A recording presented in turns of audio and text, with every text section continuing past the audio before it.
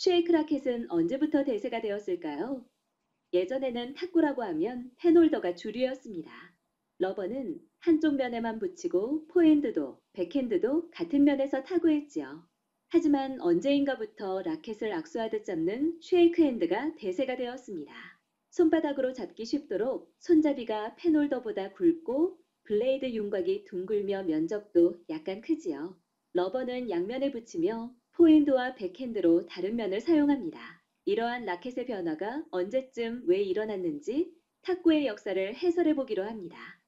의외로 알려지지 않았지만 탁구채는 모양이나 크기에 대해서는 규정이 없습니다. 별 모양도 좋고 아무리 커도 상관없습니다만 블레이드는 주 소재가 목재에 한정되어야 하며 평면이며 연속적이어야 합니다. 즉 티타늄 100%이거나 그릇처럼 오목하거나 L자 모양으로 접혀 있거나 쌍절곤처럼 둘로 나뉘어 있으면 안 됩니다. 잡는 방법에도 규칙은 없으며 라켓에 맞게 잡으면 그만입니다. 탁구는 1880년대 영국에서 태어났습니다. 당시의 라켓은 테니스에서 파생되었기 때문에 테니스나 배드민턴처럼 자루가 길었습니다.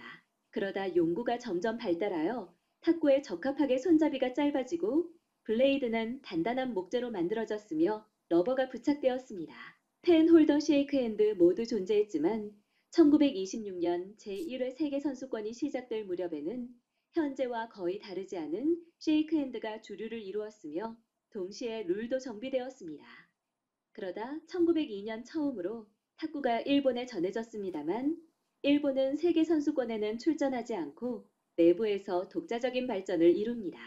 당초에는 일본에도 쉐이크 핸드를 포함한 여러 가지 라켓이나 잡는 방법이 존재했지만 1923년에 도쿄농대의 스즈키 사다오가 펜 홀더 라켓을 사용해 제1전 일본 선수권에서 우승하고 기술서 탁구수를 저술하는 것을 계기로 일본에서는 펜 홀더가 주류가 됩니다.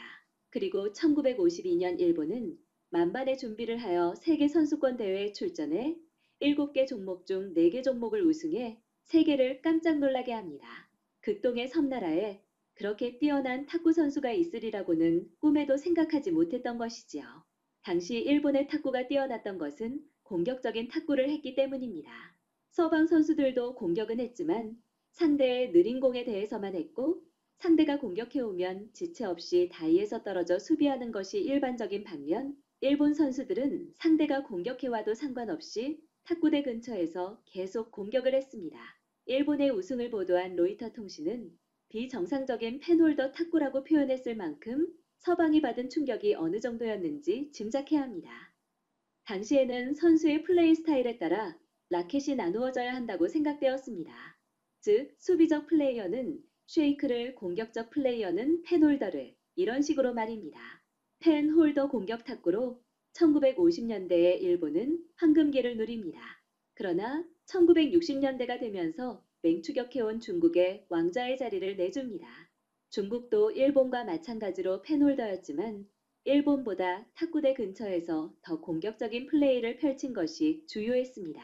탁구의 발상지인 유럽 선수들은 일본과 중국에 밀려 20년 동안이나 수모를 당했지만 1970년대에 당당하게 다시 부활합니다.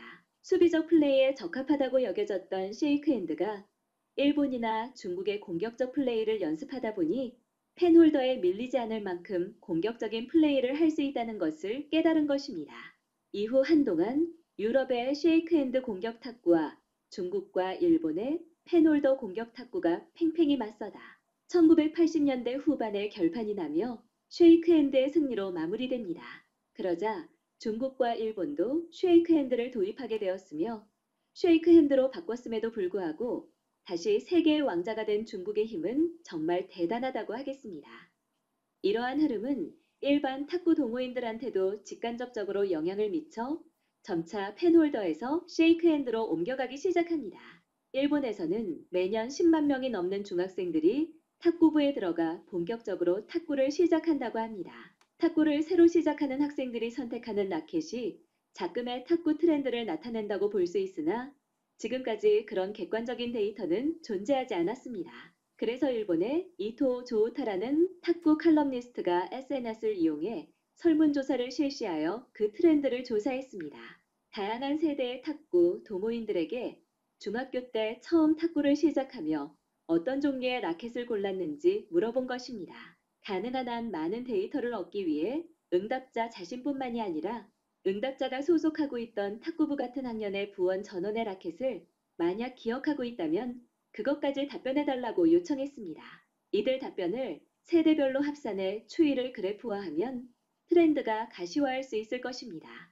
설문은 2022년 2월에 진행했으며 286명의 응답자로부터 총 3,692명의 탁구부원의 데이터를 얻을 수 있었습니다. 참고로 응답자나 탁구부원의 성별은 구분하지 않았습니다.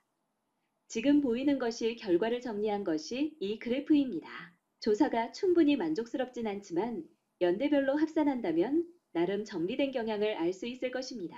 데이터에 의하면 일본에서 쉐이크핸드 비율이 50%가 된 해, 즉 쉐이크핸드가 펜홀더를 앞지른 해는 1989년인 것으로 나타났습니다. 현재 일본은 쉐이크핸드가 90%를 넘고 있기 때문에 펜홀더의 비율이 적지만 그래도 아직 수천 명의 학생이 펜홀더를 선택하고 있습니다.